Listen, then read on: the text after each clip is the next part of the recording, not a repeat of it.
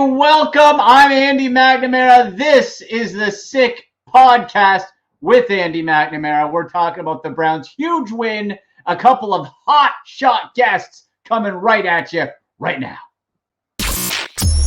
Turn up your volume. Because you're about to listen to The Sick Podcast with Andy McNamara, the sickest Cleveland Browns podcast. Royals with a punt.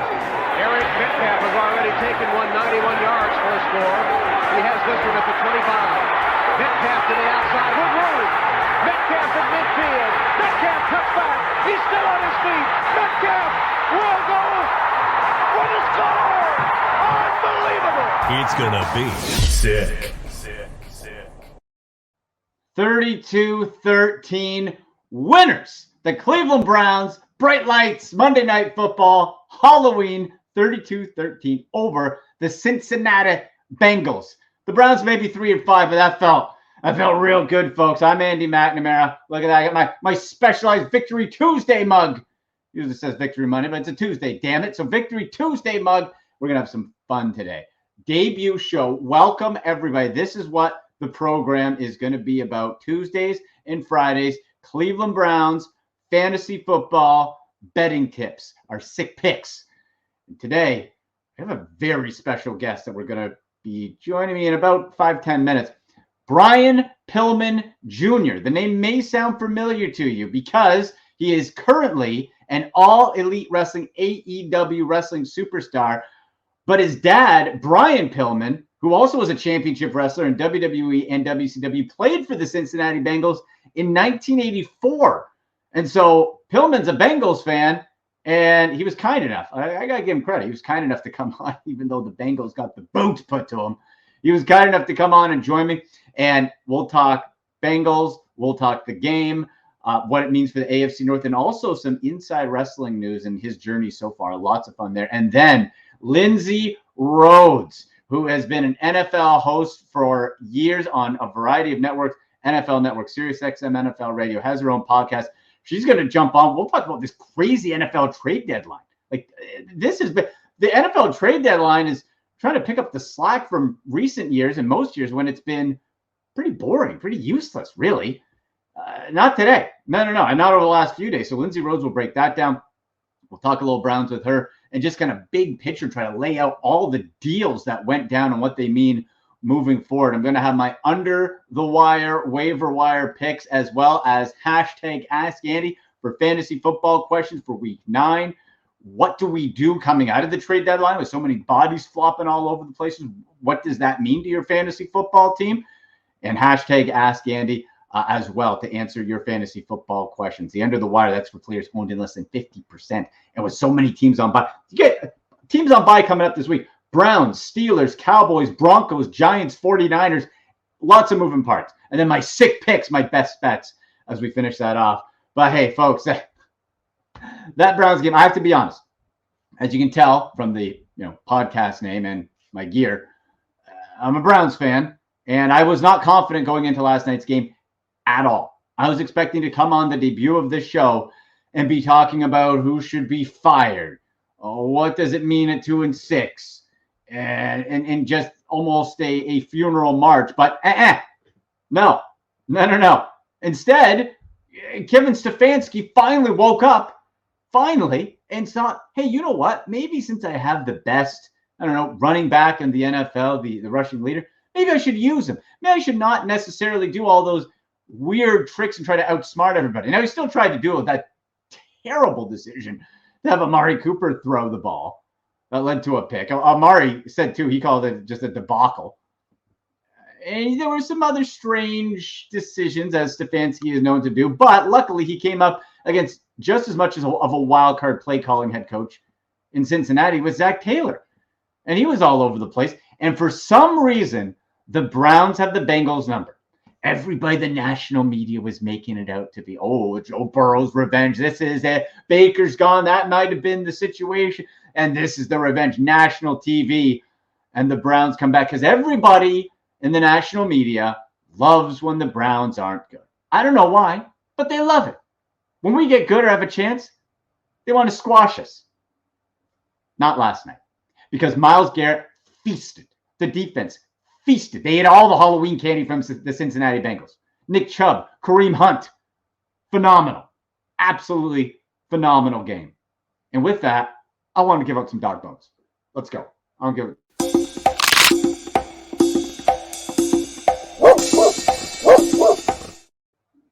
The best performers of the game. And really, this is such a great problem to have because you could pick multiple. You could pick one of the lesser known defenders, let's say, Sione Takitaki filling in. And by the way, Brown's missing several key elements, right? Like several key pieces when it comes to JOK was out. Denzel Ward again with the concussion was out. So you got Takitaki, the rookie. MJ Emerson was phenomenal. I love his aggressiveness too. Like this guy, at times he has to rein it in a little bit, but he had a couple nice pass breakups. He's on people. Like he treads that line of almost too physical, but I like him for where they got him in the draft. I like him a lot. But what I like the most, and Amari Cooper, 5 catches, 131 yards and a touchdown. How do you argue with that? How do you argue with Nick Chubb, 101 yards on 23 carries for 2 touchdowns? Kareem Hunt all over the place. But the guy who's getting it is Mr. Halloween himself, Myles Garrett. Myles Garrett was a disruptor. What have we been wanting Myles Garrett to be since he arrived? And it hasn't happened that often. A game wrecker. Aaron Donald, game wrecker. TJ Watt, game wrecker. Back in the day, Ndamukong, Warren Sapp, game record. Myles Garrett, he can pile up some stats, but in the fourth quarter or later in the season, you don't always see that. And it doesn't always happen when the game's on the line. Against the Bengals, it seems to happen a lot, and it happened again last night. 1.5 sacks, and he nearly, Taki got the forced fumble. But Garrett was right there. Garrett was right there. And when you look at what Myles did, couple tackles, 1.5 sacks, 4 QB hits. He was just in the face. He tipped the pass, swatted it down in the first half. He was just in Joe Burrow's face. They tried double team. It didn't matter. And it was just a beautiful night. So you have to give it to Myles Garrett for the night. Now, as much good as there was, we still have to put someone in the doghouse. Still got to put him in. Still got to put him in the doghouse. And I'm going to put, this is tough because, again, you're 32-13. Who are you putting in the doghouse? I'm going to put Cade York, the rookie kicker. I know. This is nitpicking. Okay? Nitpicking. He still missed a kick. Look at McPherson for the Bengals deserves it more. But when you look at what Cade York did, he hit the 55 long, I know. 3 for 3 on extra points, but he still missed that kick. He was still blocked. And that's maybe more on Prefer, maybe more on the special teams unit. But you still have to make those. You still have to do it. And that could have turned things a little ugly. Right? Correct to Kevin Stefanski going for 2-on-1. But I'll say doghouse, a very minimal doghouse. Like Cade York, he doesn't have to sleep in there. Just go in for a couple hours. You can come out. You'll be fine. Okay? You'll be okay. But that win at 3-5 now sends the Browns into the bye week on a good note. According to Jake Trotter of ESPN Cleveland, it's the Browns' percentage chance to make the playoffs is over 18% now, whatever you want to take that as. It's going to have to be that you win the division to make the playoffs. I say that, but then I still think it would be a long shot if you don't win the division, especially if you're the Browns. But when you look at the AFC, and you think, okay, well, who are the other wild cards? The really good teams. Buffalo Bills 6-1, Kansas City Chiefs 5-2. Okay, we know, real deal. Baltimore Ravens 5-3. Now they have the easiest schedule going forward on paper. But you're one Lamar Jackson injury away from that totally collapsing. They upped the defense in the through the trade deadline or before. So the Ravens there, Tennessee Titans 5-2. They're probably going to win that division. And like we said, the Chiefs. But then look at the wild card. You have 3 wild card spots. Jets 5-3. Come on. Jets are going to fall apart. Jets aren't doing it. Miami's interesting, 5-3 as well. Acquired Jeff Wilson at the trade deadline. Terrible fantasy news. just muddles up that backfield for the Dolphins further. Patriots 4-4. Yeah, they could always lurk around. Never know. Then AFC South. Colts. Sam Ellinger, stop it. No, Jags aren't doing nothing. Chargers could at 4-3. Broncos they dealt Bradley Chubb. They've mailed it in. Raiders are 2-5. They stink. So who's going to make up those 3 wildcard spots? So maybe if the Browns can hang around, you come out of the bye, you beat the Dolphins. Good, but not great. You can beat the Dolphins. Okay, then you're probably going to lose to the Buffalo Bills. You played the Tampa Bay Buccaneers. The Bucs, are they scaring anybody? Brady's ready for the glue factory. It's over. So you have a path if you're the Browns. You have to get as close to 500 as possible for Deshaun Watson to come back December 4 against the Texans. Okay. Now, we still have to remember Deshaun Watson coming back versus the Texans. Dude hasn't played a regular season game in almost 2 years. So how's that going to look? But regardless, you have to get to that point, see where the landscape goes. So there's still a path for the Browns to make the playoffs in the wildcard spot. But it is a Victory Tuesday.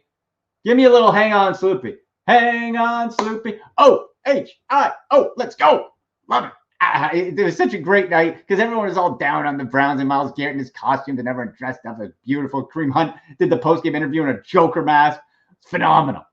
So Browns fans, take a sip with me. This is water, I promise. Victory Tuesday. Make sure you're following us on Twitter at SickBrownsPod and at AndyMC81. Get your fantasy football questions in there. Comments on questions, Browns questions as well. Betting advice you need it at AndyMC81. Instagram, you see all on the bottom of the screen there. You can get us on social media. We love to hear from you. You're going to love to hear from Brian Pillman Jr. And I got to catch up with him a little bit earlier today. Brian Pillman Jr., current All Elite Wrestling AEW wrestler. His father, the late, great Brian Pillman, WWE, WCW champion, part of the Hollywood Blondes with Stone Cold Steve Austin. And he played for the Bengals in 1984. So it was pretty much I wanted to talk to Brian Pillman, and this was the only way really on a Browns podcast when they played the Bengals to have an excuse to have him on. So I had a great chat with him. Lindsey Rhodes, who does a great job, Sirius XM NFL Radio, formerly the NFL Network, will stop by a little bit later on. Fantasy football and lots of betting talk coming up as well. But right now, enjoyed my conversation with Brian Pillman Jr. Brian, how you doing, sir? I'm great, wonderful, grand. Yeah, How's well, it you know going? what? Listen, I'm doing good. I thought when we chatted, I was like, "Oh, Brian, Bengals will beat the Browns," and I'm sure you're doing good. Yeah, I'm sure you're doing great with all your, Browns decorations back there. Oh, rubbing isn't it it in beautiful? My face. I'm pretty sure that's why you scheduled this whole thing. It's like, I can't wait to have Brian on and rub it in his face. Just Good thing I don't gamble, dude. I don't bet on sports because I'd be broke as hell. oh my I bet all god, my money on Joe Burrow and he'd ruin my life. everything was lined up. It's just Brian. It's so weird though how it just seems like the Browns and Myles Garrett they just have his number. It just seems to happen sometimes in sports. Yeah, and like you were talking about before we went live, I mean, it's the local rivalry, man. They want it more. That's right. They're more worried We're about. They're not always worried about winning the Super Bowl. They're just worried about beating the Bengals. The Browns are like, we want it, guys. It's over. We got I love nothing it else too. to live for now. Celebrating Browns are 3-5 headed into the bye. And growing up in Cincinnati, it's like we've always been a bad team, but the Browns, I mean, we make fun of the Browns, not Right. the other way around. So, but hey, It was a fun one. Well, for Browns fans. I mean, I don't know if the Browns will go to the Super Bowl, but I'll take them to the bowl I'll take the Browns to the Super Bowl in my house. You'll see your house. There's a bowl Well, here. It's a Victory Tuesday, Brian. Look, I even made a special mug for you to show off. Look, Oh, I had the Monday. great. I put right there for you. Motherfucker. Right there, boom. So, listen, obviously, for those, Brian's a great wrestler on AEW. His dad, the late, great Brian Pillman, who played for the Bengals in 1984, I believe, and then was a champion in WWE, and WCW. You've been, I guess, a lifelong Bengals fan, right? Well, I don't want to say that. I mean, my dad walked onto the Bengals when he was in the 80s or whatever. Yeah. But as a young kid, I actually liked the Ravens because my dad was good friends with John. They went to the College of Miami of Ohio together. Right, with Harbaugh, yeah. And then Harbaugh hooked us up with tickets when I was 15. You know what I mean? So as a young age, I had the Ravens bringing us into the games, and we got to meet Ray Lewis and And a lot of those guys from that era, about 10, 12 years ago, when we started going to their games, and we get to go to the team dinners, and wow. John would send us stuff every year for Christmas. You know what I mean? So it was like, I'm going to be a Ravens fan for a while. If they take care of you. Yeah, it's like, and I love Cincinnati. It's my hometown, so there's always going to be that love there too. But again, I've always been a performer myself. I've never been much of a fan. I played high school football. I played college lacrosse.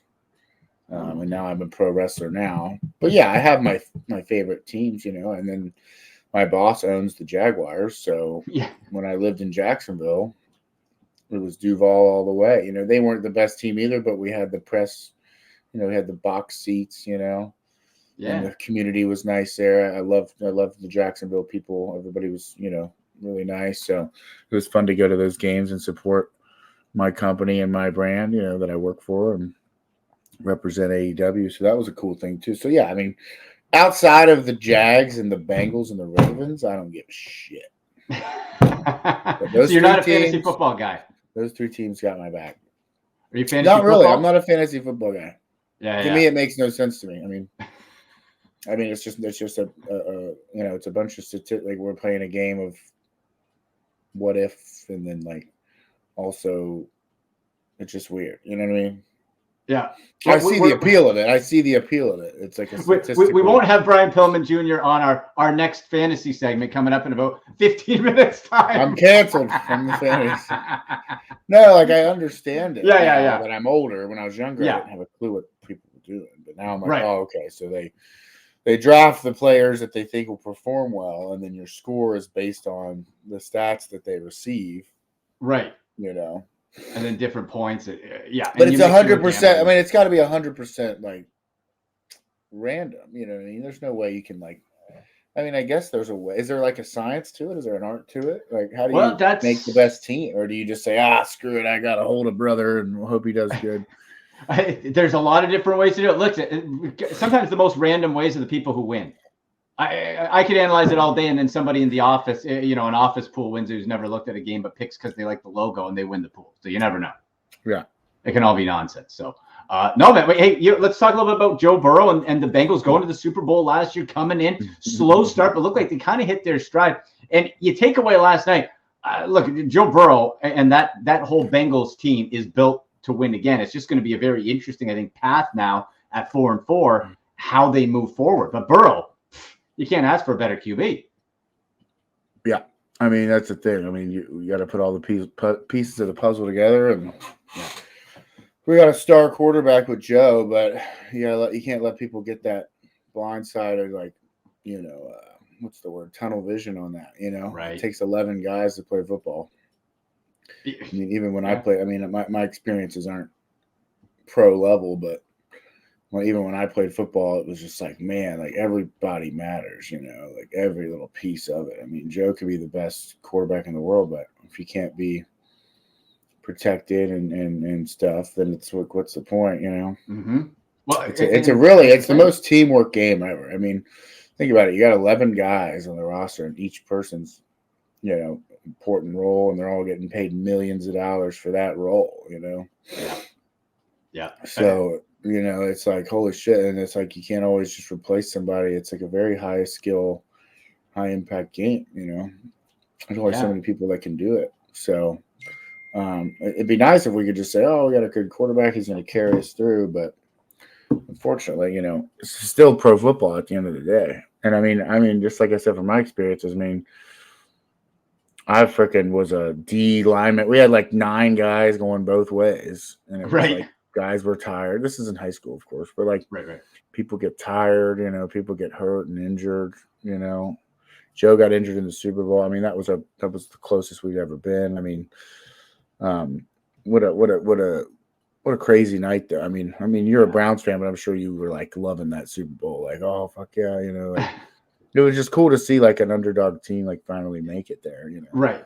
And you know what? The Bengals too. I don't have the same hatred for the Bengals as I do for the Ravens or Steelers, because we're related fan bases. Paul Brown started both teams, right? So you have that sort of connection of a rivalry more from a sibling or relative base. So it's not the same like I hate the Steelers or I hate the Ravens. It's like I don't want the Bengals to beat us, but in the Super Bowl, it's like, hey, you know what? If that's how it's got to be, that's how it's got to be. And you didn't mind for little brother to go for it. And boy, you guys are set with Joe Burrow, I think, though. So we'll see how that progresses going on. But Brian, I want to talk to you a bit about your AEW career, your wrestling journey here as well, because I'm very thrilled to have you on. I mentioned to you before, my 2 kids, 10 and 8, are super fans of yours. They wanted to say one question. They said, how is Brian feeling? They didn't want to make sure you were too sad losing the varsity name.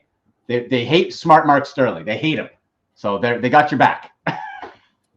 Well, tell them that I'm secretly thanking Smart Mark Sterling. So, yeah, that's one of those things. It's one of those things where, I went up to Smart Mark in the back. I said, hey, buddy.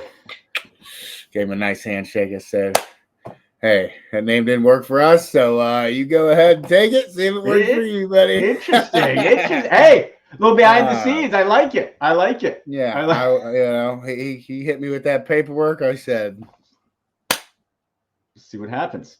I said, good luck. But in all reality, it was a great way to get a creative sort of out on that. I was dying to switch up our look and dying to switch up our name, and I don't think we have going to have an official name, relatively soon. I'm not too sure what we'll call ourselves, but right now we're just the Blondes, and we're just being ourselves. And finally, it's an opportunity for me to show everybody, who I really am in the ring and what I can really do.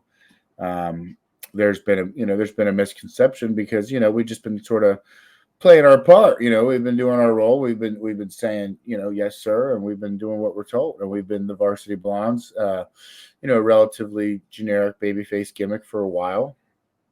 But if you look at everything that's happened to us, we got our girl stolen, we got, opportunities, we failed to claim the tag titles. We went the distance with the Young Bucks. We almost got there.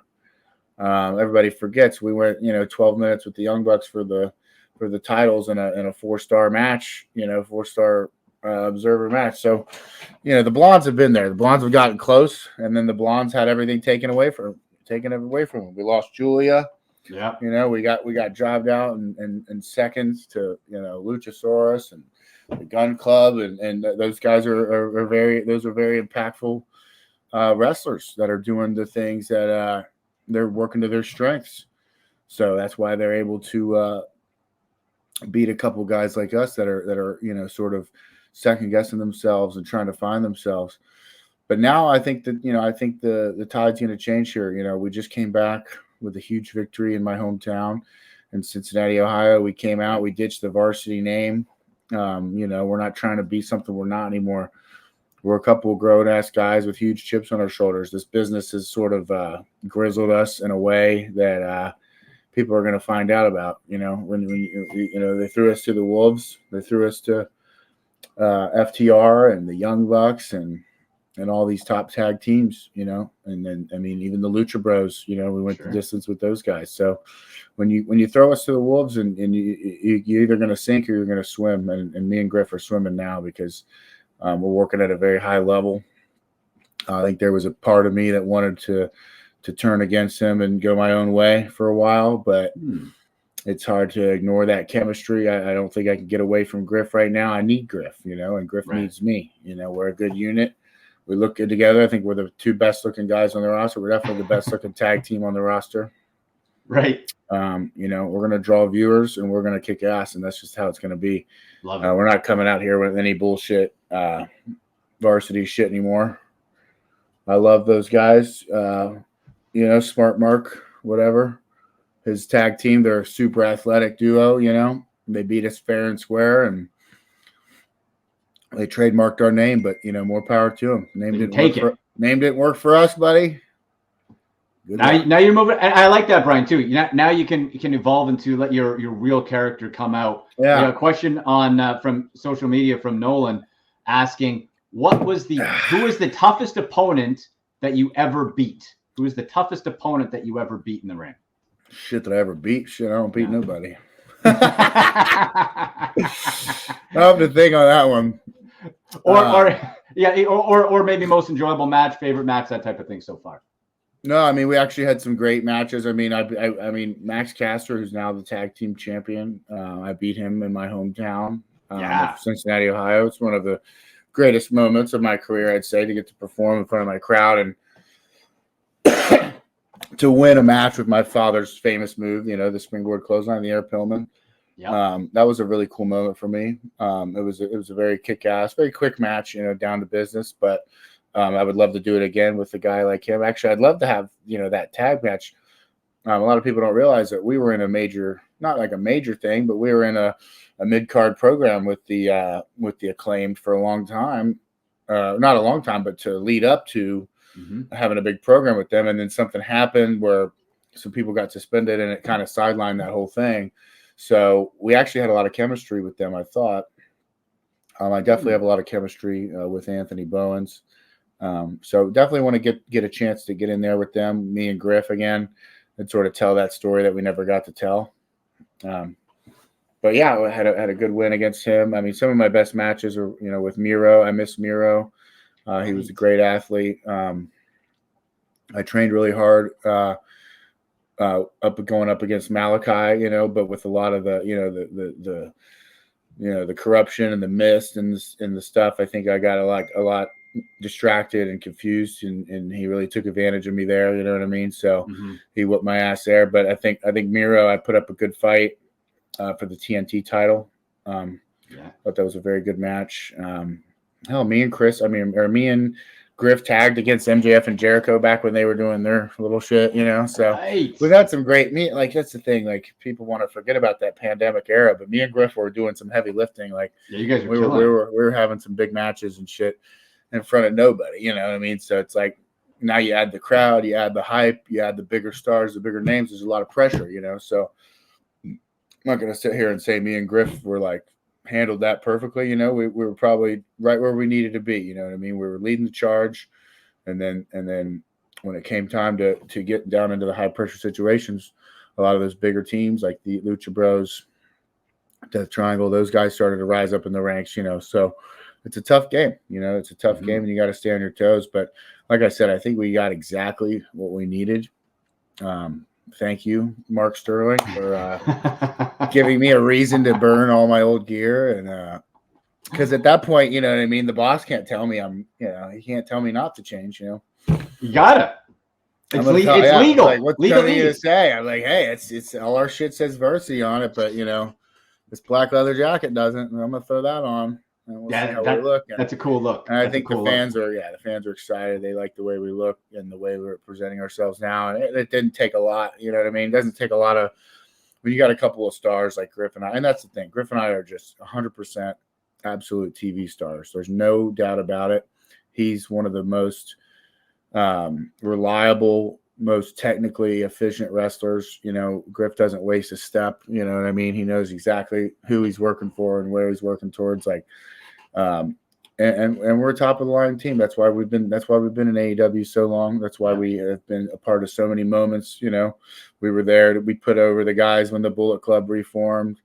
We put over the Undisputed Elite when they got together. So we've always been a part of these big moments in AEW. Because, when you beat the Blondes, you're beating somebody. You're beating a couple high-level athletes. You're not just beating a couple jobbers. You're actually beating a couple guys that will take you the distance. And we're going to keep taking people the distance. And I think there's going to be a lot more in the future than just going the distance. There's going to be completing. There's going to be finishing. There's going to be winning. There's going to be titles involved. And there's going to be more than just Griff involved, too. There's going to be more names. This could eventually turn into a major faction, so people got to stay tuned. Gee, all right, Brian Pillman Jr. breaking some AEW news here. I love it, Brian. Before we let you go, I got to say, I feel like we've worked out indirectly before because I've been using DDPY with our buddy Diamond Dallas Page for a few years now, and you've been a bit. I know he's been a bit of a mentor to you, and on those workouts. So indirectly, brother, I don't have the guns that you have, but I've been doing Brian Pillman Jr. workouts with DDP on DDPY.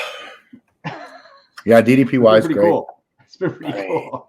That's right. Oh, bang! That's right. Playing back. That's right. All dynamic resistance, man. I find it funny. He's yelling at you to do more pushes. So I'm like, if Tillman can't do it, I can't. Yeah, brother, bring it in. That's tons of fun. Listen, Brian, you know what? I'm going to have you on next time before the Browns and Bengals play, so we don't have to go in and maybe not a downer to start with the Bengals loss. But this has been a ton of fun, man. Thank you so much.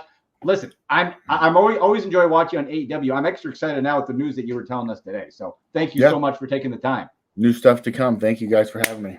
All right, brother. There he is, the great Brian Pillman Jr.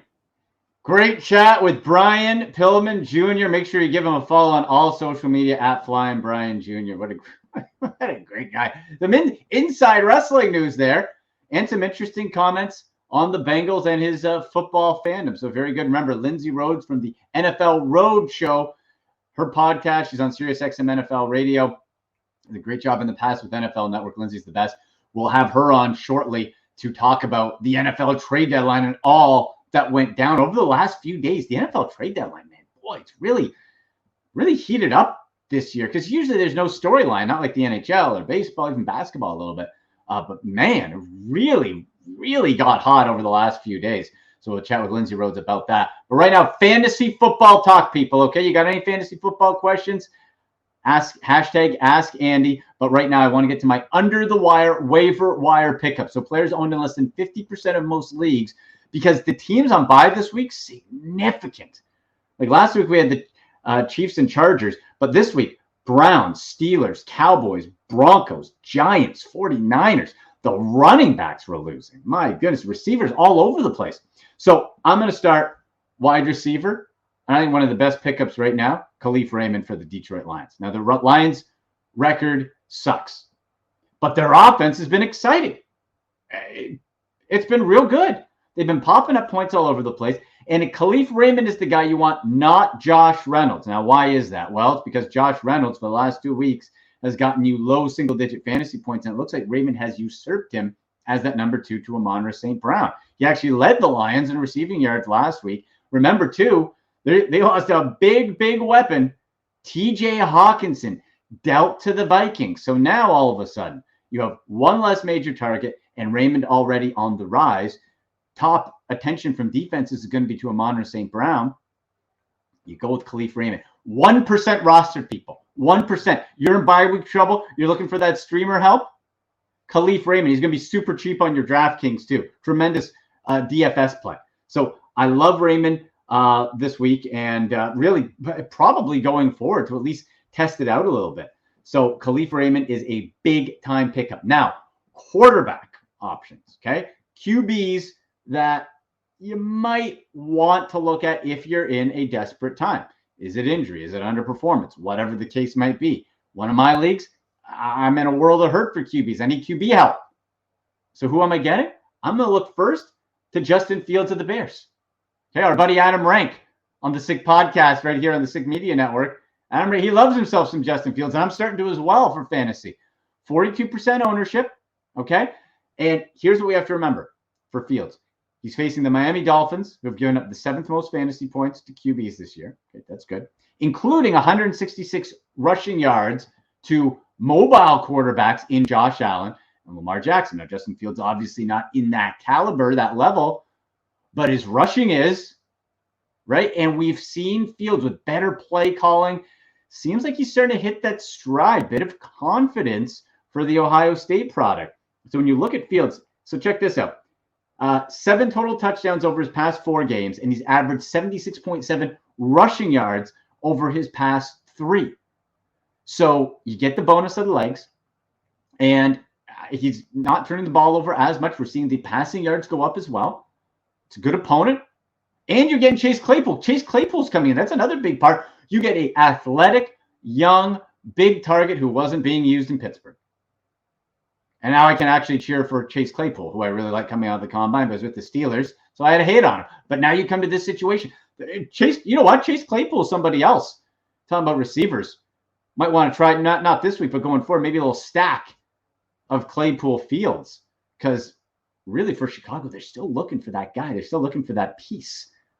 And Why not Fields and Claypool? Now, if Justin Fields, you go into your waiver wire, you're looking, and he's gone. What do I do? Are you playing your DraftKings kind of like, hey, too expensive? I don't want. What you do is then you go do Justin Fields light, Marcus Mariota, who's popped a few times. Now he's inconsistent, and the Falcons, they're not good. They're not good. Calvin Ridley getting dealt too, by the way. But Marcus Mariota just sort of dull down what Justin Fields' numbers are, and you get yourself Marcus Mariota, right? You look at what he's been able to do. He's averaging 20 fantasy points over his last 4 games. Right now, in between there, he's had a dud, so that inconsistency I talked about, but averaging 20. Now, during that same stretch, he's averaging 47 rushing yards per game and has a 7 touchdown to 2 interception ratio. So for Marcus Mariota, and he had 0 interceptions before last game. He had 3 touchdowns, 2 interceptions. But we're seeing Marcus Mariota with a situation where, okay, he's running, he's being able to be more mobile. It's more comfort zone. It's more RPO. You're facing a Chargers team right in the middle of the pack when it comes to fantasy quarterbacks, right in the middle. And that's a spot right there where I think really you could say Fields, Mariota makes a lot of sense. I still like Jamal Williams at running back. I know double up on the lines is kind of weird, but Jamal Williams has been a really nice standalone option, folks. He really has as a flex or when Swift has been banged up. So those are some of my under the wire, waiver wire pickups owned in less than 50% of most leagues. So check those out. And, it's going to be a tricky week 9, but I think we can get through it with players like that. But right now, let's get to Lindsay Rhodes. I'm so happy to bring Lindsay on. She's host of the terrific podcast she on SiriusXM NFL Radio. She's also the Road Show. And Lindsay, I've loved your work for years. Great to have you on again. How are you? Thank you for having me. I'm good. How are you? This has been a fun day. Boy, fun, last few days. Lindsay, we're not used to this with the NFL. Are you like me? What do I do with my hands here? Yes. There's stuff happening. This is supposed to be a dead day. What's going on? I know. But although we've seen signs in the last couple of years that it's not going to be like that anymore, right? We've now pivoted to a whole new world with younger general managers who are much more aggressive and have seen the value. I think the analytics being a part of their everyday conversation has helped kind of drive that forward. But this is a lot more fun. It really is. And I'm trying to get as the final deals are being worked in. An odd one for me, and I talked about it in when it was involving fantasy football a little bit earlier, was TJ Hawkinson from the Lions to the Vikings. I get it for the Vikings, obviously, but the Lions, you have a guy who's still has contract control. The Lions see themselves, I think, as a team that wants to be moving up. That one didn't make a whole lot of sense to me. I'm not sure about from a Lions standpoint, although there are other, in the short term, there are pass catching weapons there. We all think of TJ Hawkinson as a guy who in the fantasy world, I think we put him in that second tier of guys, right? And there's really only a couple of guys that are in that top tier of guys. But in terms of guys that going into the season, you thought you could plug into your lineup and not have to stream tight ends, TJ Hawkinson was in that conversation. This season really hasn't played out that way from a tight end standpoint. I wouldn't necessarily say that TJ has been that guy from a fantasy standpoint. He had that one huge big blow up game against Seattle, right? Right. And then other than that, it's been a little bit more hit or miss, and you might have actually had some value if you decided to stream tight ends instead of playing TJ. But they do have other pass catchers in that offense. The team is clearly not going anywhere this year because the defense is just so atrocious. So I don't know if I think that it was a bad move for them just because they need pieces moving forward, and they can attack that position during the draft. I think it is certainly huge for the Vikings, who are one of those teams that nobody's talking about this year. But in terms of their record, they're right up there at the top of the league. And this year is a weird year in the sense that the middle of the NFL is so much bigger than it's been in years past. We've really got 3 teams at the top and then maybe a couple at the bottom who we can be we've moved on from you, as long as you're outside the NFC South where everybody's still in it, no matter how bad you are. But there's a huge group of people that are still in the mix, and it changes changes what's acceptable on the field from a strategic standpoint. Like the Falcons running the ball all the time, all of a sudden now becomes something that you can metabolize because you're like, well, it's winning games and nobody's good enough to run away from them. So now we can have the conversation about whether that's okay. And certainly come trade deadline day, all of these teams be in a position to make a move. This is all to go back to the Vikings as a team that I think it's a really smart move for them, because I talked to Eric Eager on my podcast earlier this week, who used to work for PFF and now works for Sumer Sports. And he was saying that analytically speaking, the success correlation at wide receiver is less to do with like whether you have a really strong number one and more to do with how good your number two is, because it draws that defensive attention away from the one. And kind of what we're seeing in Minnesota this year is that Justin Jefferson, and anyone who plays fantasy knows this, you have big blow up weeks and then he kind of goes away because he's easier to take away. And so the Vikings are winning games because they're good enough, but they did have some problems that they needed to fix. And I thought that their answer might be another wide receiver, perhaps for KJ Osborne, or an upgrade for Adam Thielen, like just somebody else to put in that mix. I think TJ Hawkinson kind of fits that bill too, right? I mean, because he can be a good pass catching tight end. We haven't seen them target the tight end all that much in the last few years, which is what kind of worries me about TJ Hawkinson from a fantasy standpoint there, but they went out and got him. So I assume that is something that they did on purpose because they want to change that and they think they can with him.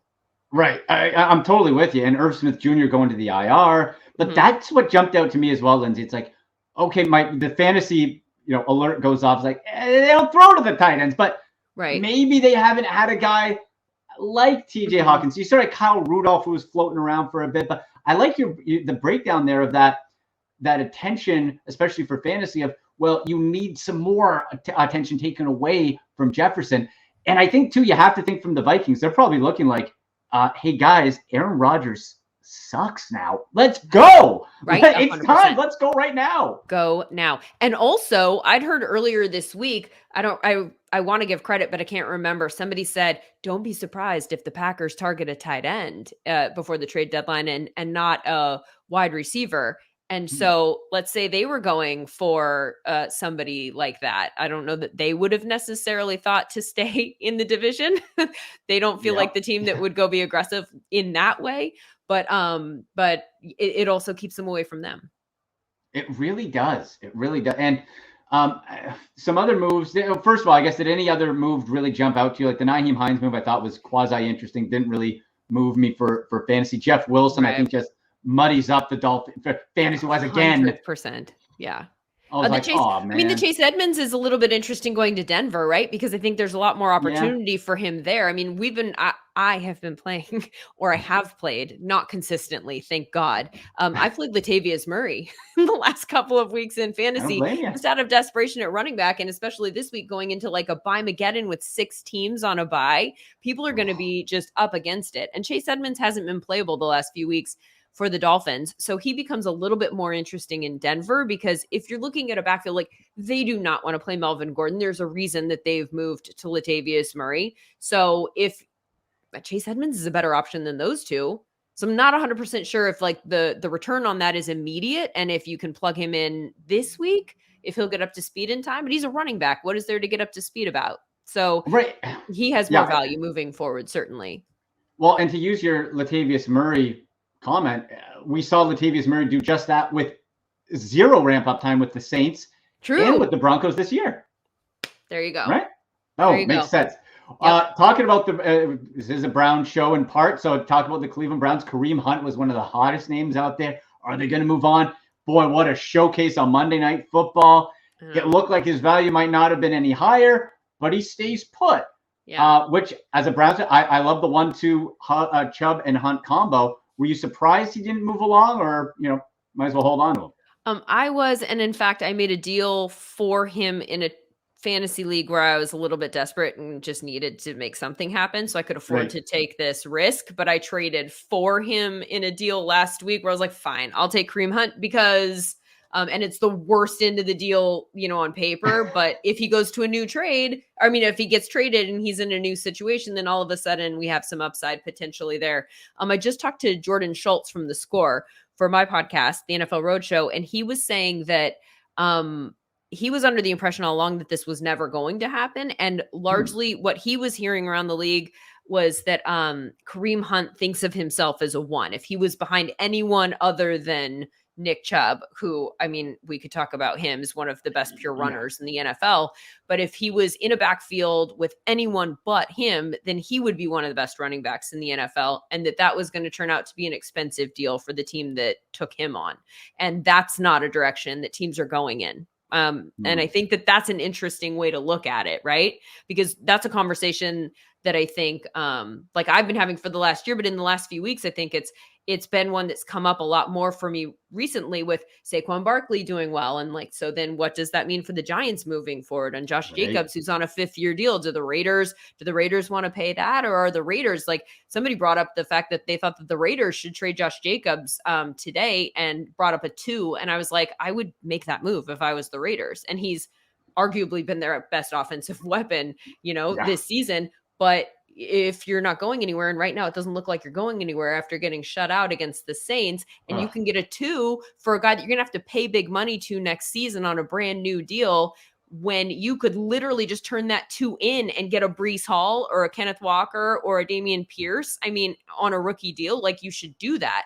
So my guess is that similar thoughts were the prevailing reason that Kareem Hunt didn't get dealt, because people just don't want to pay him big money and know that he's going to be asking for that.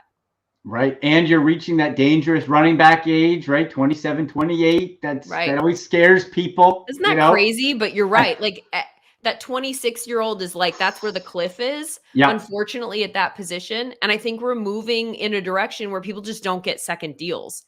And which sucks. The punishment they take, like, I know that hurt. I thought the Rams might have taken a shot on Kareem. Yeah, he could help him out. You could make the argument that they have so many other things that they need to fill that I'm just not sure that they should have used their resources for a running back. I know that that's the position that kept coming up. And then people also mentioned, Albert Breer says that they offered 2 1s for Brian Burns. That feels a little bit more on brand for them, because in terms of positional value, if you're going to be giving up draft capital for a sure thing, then that's the position you're going to attack. It's either going to be quarterback or cornerback or, an edge rusher or maybe a wide receiver, but it's not going to be a running back. Yeah, no, you know what? You're totally right. And the brand, like bringing on Von Miller as a rental, like they're still, I'm sure they still view themselves in that championship window, even though the record doesn't reflect it. So I think I totally agree now that you mentioned that. Lindsay, you've been so great with your time, but tell us, NFL Roadshow, where can people find you? Listen, what do you got coming up? NFL Roadshow podcast is available wherever you get your podcasts. We have 3 a week coming out during the football season. The Monday show is a reaction to the games from Sunday. The Wednesday show is a deep dive on a specific topic or a guest. And then Friday is what I call the Fantasy 15. And it's all my thoughts on that week's contests from a fantasy perspective in a short 15-minute digestible time frame. And then I also work for SiriusXM Fantasy Sports Radio Wednesday, Thursday, and Friday. You can find me on Fantasy Dirt from I'm doing the math to Eastern time. It's 1 to 3 Eastern on Fantasy Dirt. I know, and we haven't even got to the time shift back yet. Wait till that happens, right? They'll throw us off for 6 months. Totally. Oh, and then you have like in the center, there's like 4 states and one province that doesn't change. Oh yeah, well I just ignore them. Like Arizona that doesn't have daylight savings time or something, and I have to do math all year long. Like it's 3 if it's this month, and it's 2 if no, I'm just not going to. It's like you deal with my time. You're on my time, right? But the unfortunate thing, I live in LA. I'm literally doing everything in Eastern time, and I have a problem with this. Like, why am I deferring to you? Just because someone on the East decided that we all need to operate by like New York time, I'm just going to start giving everything in Pacific time and make you do the math. You see how it feels. Get weird. Do it mountain. Really mess with them. Say mountain time. How about that? Sometimes it's 2, 2.5. It's tremendous. Mess with people. Lindsay, thank you so much. Let's do this again soon. Thank you. Thank you, Andy. All right. There she is. Lindsay Rhodes. Always awesome. NFL Roadshow. She gave you the times. Make sure you follow her. She's a great follow on social media and with her programs all over the place.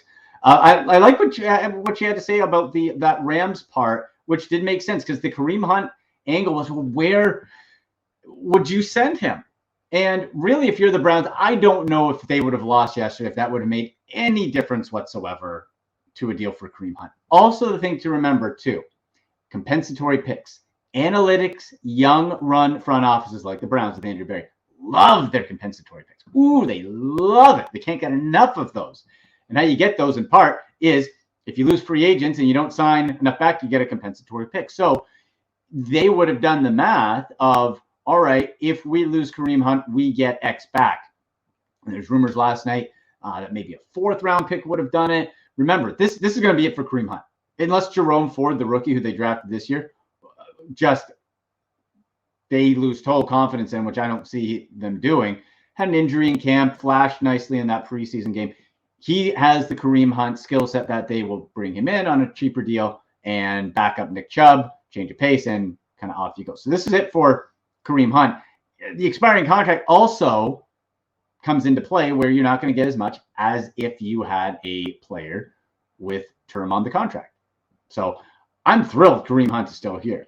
Because if Kevin Stefanski, and we have seen questionable, to say it nicely, questionable play calling all year long. But last night, he got back to what he did week 1. Chubb, Hunt, Hunt, Chubb, throw to Cooper. Chubb, Hunt, throw to DPJ. By the way, let's get back to some fantasy football talk. Another fantasy pickup, Donovan Peoples-Jones of the Browns. Love it from a safe, high floor, low ceiling type of pickup. If you're in bye week trouble, if you're looking for a DraftKings play, and just for a bit of a safety net.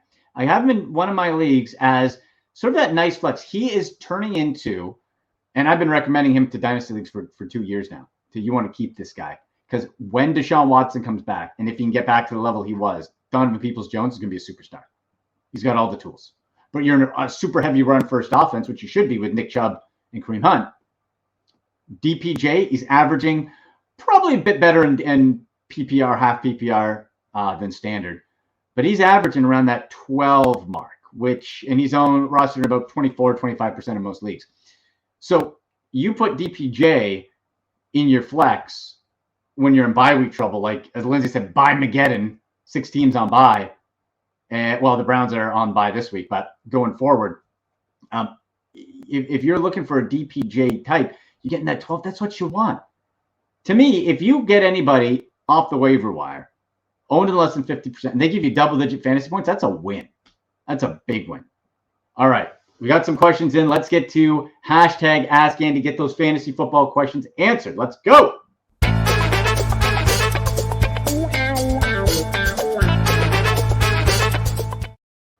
All right. So this one coming from on Twitter at Coach Frank. By the way, you see all the Twitter handles down there at SickPodBrowns, at AndyMC81.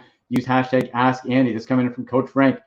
Andy, I made a blockbuster move trading Mixon, Olave, and Gus Edwards for Cooper Kupp and Chase Claypool. Then made a smaller move of trading Curtis Samuel for Kadarius Toney. Coach Frank dealing here. Wow. Hoping to pick up Justin Fields off of waivers. It's a keeper, by the way. That's why I grabbed Kupp. Did I make a mistake? Hashtag Ask Andy. Well, okay. So if I get this right, he traded Mixon, Olave, and Edwards for Kupp and Claypool. So you always look at the deal. Okay, did I get the best player? Well, when the offense is clicking, Cooper Kupp's the best player there. But we also have to mix in running back scarcity. Now you lose Mixon, who is a much better fantasy option than Gus Edwards, because as we know, the best fantasy option at running back for the Baltimore Ravens is the quarterback, Lamar Jackson. And people say, okay, well, Edwards, he's banged up now a little bit again. So really, okay, you got rid of Edwards and you get Kupp and Claypool. The Kupp thing, but you're losing 2 running backs. So I guess it would be, okay, who else do you kind of have coming in at running back? Samuel for Kadarius Toney. Kadarius Toney intrigues me because I feel that the Chiefs are going to try to use him in that Tyreek Hill gadget play. Similar type of player that way, very versatile, but off the field issues, injury play. I don't know if it's going to work. So, and he said he picked up Justin Fields. That's why I recommend it as well. So I love Chris Olave. I probably would not have made that deal because really your big get is Cooper Kupp and then hoping for a super upsize on Chase Claypool, which I don't think will happen this year. think he'll develop probably into a WR3, but you're losing a really good option at that point. So that's something I'm not necessarily super high on. Okay, we'll get one more question in here, and then we'll get to some betting tips right now, or in a couple minutes. Okay, Andy, who should I pick up off the waiver wire desperate at wide receiver? Okay, well, we went through a couple of those, and that's coming from at Paul Sousa D on Twitter. So wide receiver, as I said, Donovan Peoples-Jones. I absolutely love Khalif Raymond. If you missed it before, Lindsay wrote Khalif Raymond of the Lions. Yes, that's just, I think, just an absolute big time pickup. Now, I want to also, though, if we're looking at defenses, I know wide receiver, but I want to say the defense, the Minnesota defense roster in 24% of most leagues. You got Washington coming in. That's a nice play. Cincinnati versus Carolina. Panthers have been a little cute. That Bengals defense outside of yesterday is usually pretty good. And then when we look at other wide receiving options, I'm avoiding MVS for Kansas City. I know he gets added in, folks. It's just too much of a roller coaster. It's too up and down. It's too much 1 week on, 1 week off. Darnell Mooney, no. Garrett Wilson, the Jets, no. I'm just looking at some of the Robinson, no. Van Jefferson is a nice speculative play, although he was not targeted. I would stash Van Jefferson. I really liked him. Injury for most of the year, though, so that's a little tricky. And stay away from Alec Pierce. I liked Alec Pierce before. They benched Matt Ryan. Sam Ehlinger, no, we're not going there. All right, so any other fantasy football questions, get the hashtag Ask Andy on Twitter at SickBrownsPod, at AndyMC81. Let's see if we win some money this week. Let's get some early betting lines. Let's get to some sick picks. It's time for Sick Picks. Okay, so early lines. And on the Friday show, remember, folks, we're back Friday. Yes, fantasy footballs, we creep closer. We're post-Thursday nighter. More sick picks and betting lines as they adjust. But what I always like to do, post-Monday, see if there's any lines, action, props, whatever, that jump out at you before you have the knowns or the unknowns, right? And if you get a feeling or you think something might be a little off. A game that's off, to me, is Chiefs 12.5-point favorites over the Titans. I don't think the Titans are going to win, but we still aren't sure on the status of Ryan Tannehill. Malik Willis, I was really hoping for more on the ground from him. They really kept the reins on him, which turned out not to be a bad thing, but I was hoping they'd let the guy move a little bit. They really hampered him down, didn't let him run, didn't let him throw, and all that. And so does Tannehill come back? The Titans' defense, I think, is good enough to hold the Chiefs, who I still think maybe bookies and the public still have as these like offensive phenoms. And they're second best team in the AFC, don't get me wrong. But they're not the same team as they were with Tyreek Hill. So 12.5, I could easily see the Titans hanging around within 7 to 10 with that defense. Why not? Right? Like, why wouldn't that make sense? I think that makes a ton of sense. Minus 110, you get them to cover that. Now, if you pick the Titans straight up, plus 470, ooh, that might be a bit too juicy for me.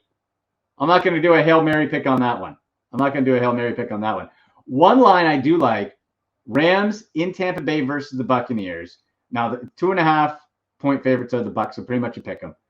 But the Rams plus 125 to win outright on the money line. So both of these offenses struggling, skittish, not connecting. Van Jefferson, I just mentioned, another game back. I think that guy could really be a wild card if they target him. I have no confidence right now in the Buccaneers. I'm not saying I'm in love with the Rams either, but this isn't a situation where you have to fear Tom Brady right now, and that could change at any moment. But it could also change that Matt Stafford could stand back and they find themselves, right? They still have the pieces. They're just in a funk. So plus 125 straight up for the Rams. That's an early line I like and that I would go for. I would also take one more for you. The Seahawks plus 115 money line over the Cardinals. Again, the Arizona Cardinals, Kyler Murray, I don't know if it's the new Call of Duty or what. Like, that thing seems to be real, right? The problem is usually the Call of Duty release comes at end of October, early November, and then the Cardinals knows that. Well, they've been struggling all year. And the Seahawks with Geno Smith is just playing free. Doesn't he look so relaxed? Geno Smith doesn't care. He's got nothing to lose. You got a man at quarterback with nothing to lose. Geno Smith throws it up, a bunch of interceptions. Oh, well, I was going to be a backup anyway. Geno Smith is playing free. You're on the road, short road trip, plus 115. Why not? Why not? Over under set at 50.5. I hope that's over. I would take the over on that one. I hope that'd be a fun little just sloppy slugfest. But I would take the Seahawks here, plus 115. They've got more, and again, they've been inconsistent, but to me, they come off as being more put together. You got Kenneth Walker's been just a stud. Kenneth Walker got him off of waivers for 7 fantasy bucks. How about that for my fab? I would take the Seahawks plus 115. So we got Seahawks money line plus 115 over the Cardinals, Rams plus 125 straight up over the Buccaneers, and Titans to cover that 12.5 in Kansas City against the Chiefs. There you go, folks. Browns again, week off. Browns fans, we get to relax, man. How fun is that? We get to relax and enjoy and just watch football and enjoy that 32-13 on this Victory Tuesday. Have that sip. Oh, so good. 32-13 winners. We get to relax, see how this whole division plays out. Be back on Friday. Going to have lots of Brown stuff. We're going to now take in the bye week, a halfway point of the season about. We're going to take that look at the break. Talk about offense, really break it down and do that. Have some special guests, lots of fantasy football betting as well. Make sure you're following on all social media. That'll do it, folks. I'm Andy McNamara. This is the Sick Podcast with me. Go Browns. Happy Victory Tuesday. See you Friday. And that's a wrap. Hope you don't miss us too much until next time. Follow the Sick Podcast with Andy McNamara on YouTube, Instagram, Facebook, Google Play, and Apple Podcasts.